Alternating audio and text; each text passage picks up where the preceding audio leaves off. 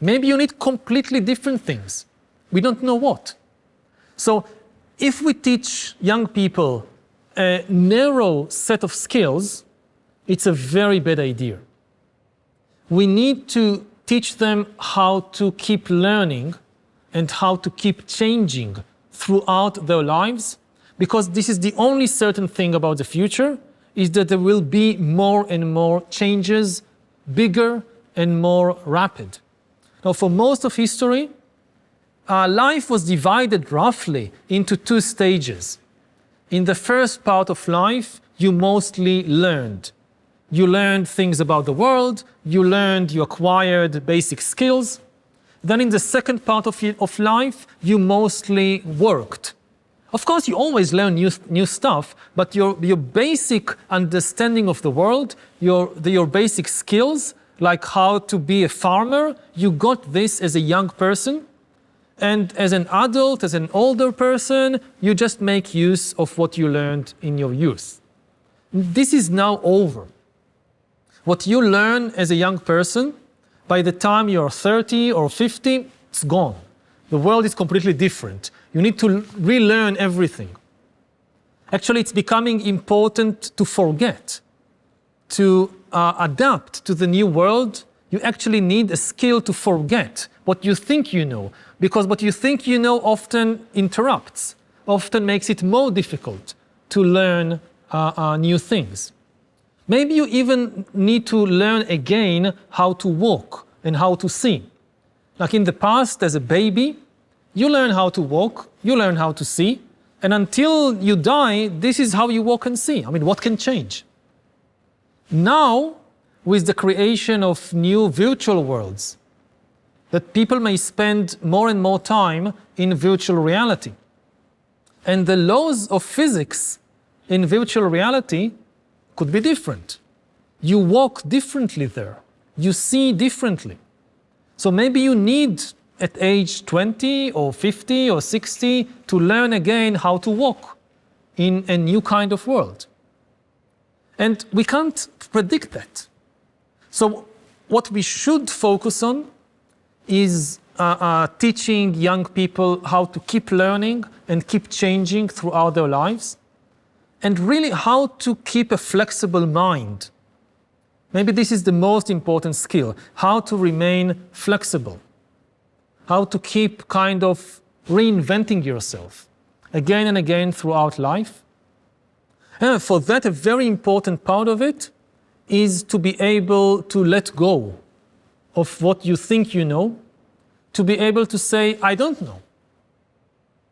Which is not easy because, in school, also in university, when somebody says, I don't know, very often they get a bad mark. But the ability to say, I don't know, the honesty, it takes courage. It's the first step towards knowledge is to admit that I don't know. If you pretend that you know, you will never learn anything new. And this is actually also, it's very important now, but it's always been important. Science, actually, is based on ignorance. Science is the invention that created modern science, was not a discovery of any piece of knowledge in geography or astronomy, Copernicus or Darwin, no. The big scientific revolution which launched modern science was a discovery of ignorance. For thousands of years, people thought they know everything. That some holy book or some holy person or whatever, they know everything. We don't need to learn anything new, we know everything. And science began with when some humans admitted we don't know everything. There is no book in the world which has all the answers. There is no person in the world that knows everything. And now that we have the courage and honesty to admit our ignorance, now we can start investigating. And that's science. Hola, Yuval. Soy Yolanda, me dedico a la salud mental. Conocemos nuestra civilización desde hace miles de años a través de la ciencia y todo el conocimiento. Ahora mismo estamos en unos momentos de mucha incertidumbre, tanto respecto a un presente inmediato como a un futuro. Me encantaría que pudieses dar un mensaje a la gente joven de cómo utilizar sus superpoderes para hacer de este mundo, primero, más sostenible y un mundo más humano, mejor, más agradable. Yeah, so I think the most important thing to realize is that we made the world what it is, and therefore we can also change it. The world that we know, of course, we didn't decide the laws of physics. We didn't decide the laws of biology. We didn't create the stars and the galaxies. No, we didn't do that. But the world we inhabit every day, the political structures, like that we live in countries, in states, the economic structures, like that we have money, that we have corporations, the cultural ideas, the religions, the laws of different countries. This is something we created. Nobody forced us. Nobody decided for us that we will live in countries and these will be the borders of these countries and that we will use money and this will be the type of money we use. No, this is something that humans decided for themselves. We created these things, and therefore if there is a problem in any of these things, we also have the power and the responsibility to change them. And how did we create all these things? With stories.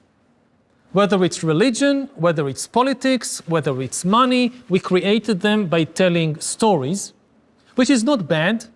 Again, stories are not a bad thing. But if some story creates a lot of problem, we can change the story. We invented it, we created it.